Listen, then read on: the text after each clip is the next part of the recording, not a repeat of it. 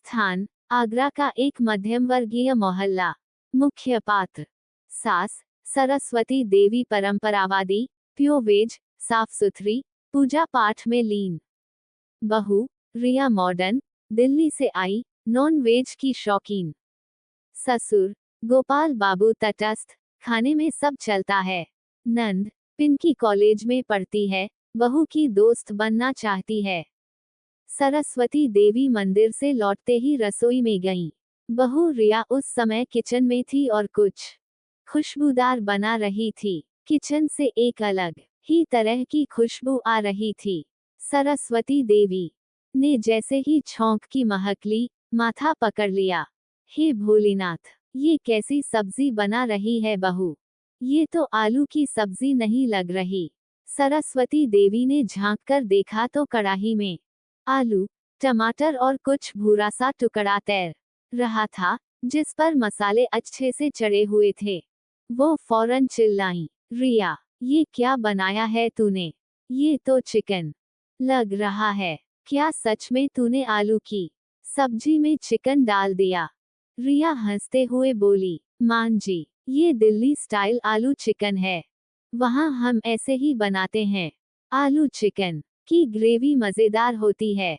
आप एक बार खाकर तो देखिए। सरस्वती देवी का गुस्सा सातवें आसमान पर पहुंच गया। हमारे घर में कभी प्याज लहसुन तक नहीं पड़ा और तूने चिकन डाल दिया। अरे, ये तो घर अपवित्र कर दिया तूने। रिया रोने लगी, बोली, मां जी, मैं आपको बिना बताए कुछ नहीं करती, पर कल रात सौरभ, रिया का पति, ने कहा कि उसे बहुत तेज बुखार है और कुछ खाने का मन नहीं। जब मैंने पूछा तो बोला, माँ के डर से नहीं बोल पा रहा, पर मुझे चिकन आलू बहुत पसंद है। तो मैंने सोचा, मां जी के पूजा से लौटने तक बना लूं, उन्हें पता भी नहीं चलेगा। पर गलती हो गई, आप नाराज हो गईं। उधर मोहल्ले की बुआजी, जो हमेशा चौकस रहती थी, खिड़की से झांक कर बोली, सरस्वती बहन, सुनते हैं आपकी बहू ने चिकन बना दिया। अब तो पूजा की थाली भी नहीं चढ़ेगी भगवान को। नंद पिंकी, जो मॉडर्न सोच की थी, मुस्कराती हुई आई, मम्मी, मैं तो कब से सोच रही थी कि घर में कुछ नया टेस्ट आए। भाभी ने एक बार बनाई तो क्या हुआ, खा के देखो, आपको भी पसंद आएगा। सरस्वती देवी नाराज थी, पर ससुर जी ने हंसते हुए कहा, सरस्वती, आज तो सब्जी में नया स्वाद आया है, एक बार खाकर तो देखो। भगवान नाराज नहीं होंगे, पर घर की बहू का मन तो जानो। पिंकी ने धीरे से माँ का हाथ पकड़कर कहा, माँ, जब मैंने पहली बार जीन्स पहनी थी, तो आपने भी विरोध किया था, पर अब तो आप भी ऑनलाइन शॉपिंग करती हो, तो खाना भी तो बदल सकता है ना। सरस्वती देवी कुछ नर्म पड़ी।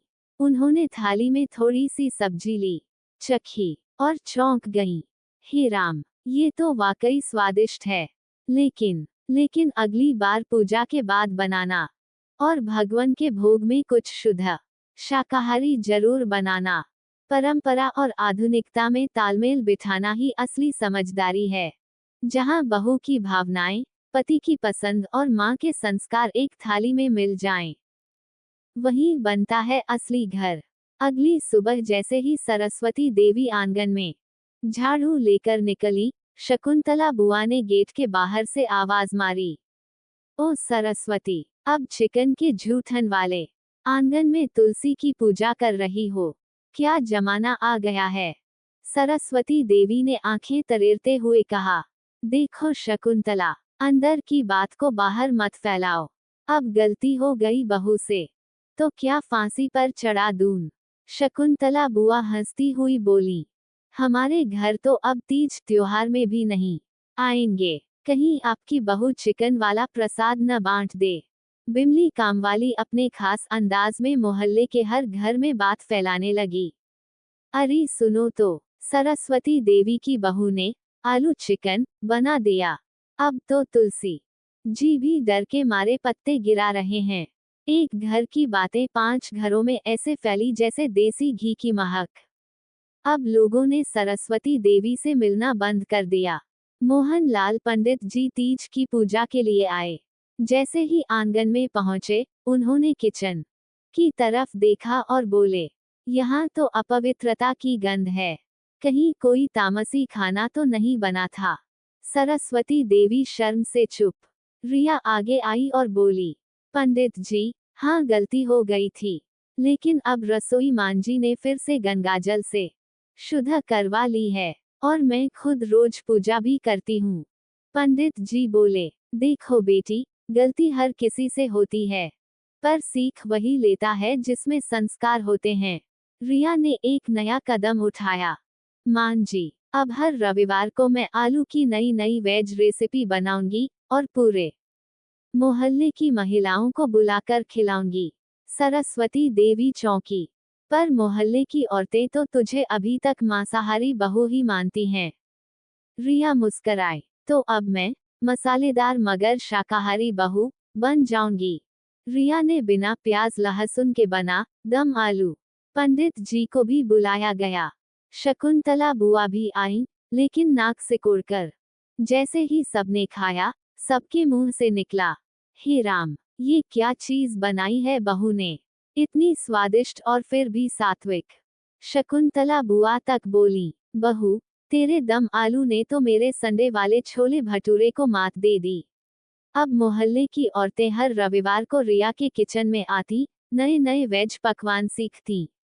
सरस्वती देवी की बहू अब नमकीन विवाद से निकलकर रसों वाली रसोई वाली बहू बन चुकी थी। कभी कभी गलती से ही शुरुआत होती है बदलाव की। जहां बहू समझदारी से रसोई में बदलाव लाए, वहीं सास को भी थोड़ा दिल बड़ा करना चाहिए। स्वाद, सम्मान और संस्कार तीनों साथ निभा सकते हैं, अगर दिल से निभाए जाएं।